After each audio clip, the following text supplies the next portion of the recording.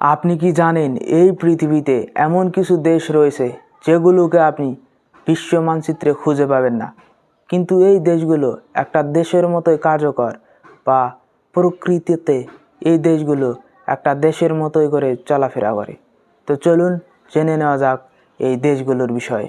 প্রথমে আমি বলতে চাই ট্রান্সনিস্ট্রিয়া নামের একটি দেশের বিষয়ে। এই দেশটির বিষয়ে যখন আপনি গুগল ম্যাপে গিয়ে সার্চ করবেন তখন দেখাবে ইউরোপের একটি দেশ মলডোভার অংশ। এটিকে আপনি সেপারেট দেশ বলে গুগল ম্যাপে সার্চ করলে বের করতে পারবেন না, কিন্তু বাস্তবতা খুবই ভিন্ন। ট্রান্সনিস্ট্রিয়া নামের এই অঞ্চলটি একসময় মলডোভার অংশ ছিল, কিন্তু রাজনৈতিক বিভিন্নতার কারণে এই দেশটি মলডোভা নামের দেশ থেকে নিজেদের স্বাধীনতা দাবি করে, এবং এই দেশে এখন নিজস্ব পাসপোর্ট, সরকার ব্যবস্থা এবং মুদ্রা ব্যবস্থাও রয়েছে। এখন আমি আপনাদের যে দেশটির বিষয়ে বলতে চাই সেই দেশটির নাম হচ্ছে সোমালিল্যান্ড।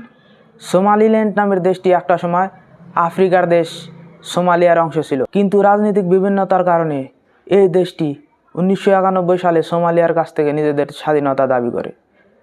কিন্তু আফ্রিকার বা পৃথিবীর অন্য কোনো দেশ এই দেশটিকে দেশ বলে স্বীকৃতি না দেওয়ায় বিশ্ব মানচিত্রে এই দেশটিকে স্বাধীন দেশ বলে দেখানো হয় না, যদিও এই দেশটিতে রয়েছে নিজেদের সরকার ব্যবস্থা, মুদ্রা ব্যবস্থা এবং পাসপোর্ট।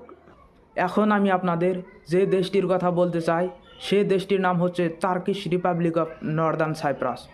এই দেশটি একটা সময় সাইপ্রাস নামের ছোট্ট দেশের অংশ ছিল, কিন্তু ধর্মীয় বিভিন্নতার কারণে এই দেশটি সাইপ্রাস নামের দেশের কাছ থেকে নিজেদের স্বাধীনতা দাবি করে। বর্তমানে এই দেশটিকে তুরস্ক ছাড়া অন্য কোনো দেশ স্বাধীন রাষ্ট্র হিসাবে স্বীকৃতি দেয়নি, ফলে এই দেশটিকে বিশ্ব মানচিত্রে স্বাধীন দেশ হিসেবে দেখানো হয় না।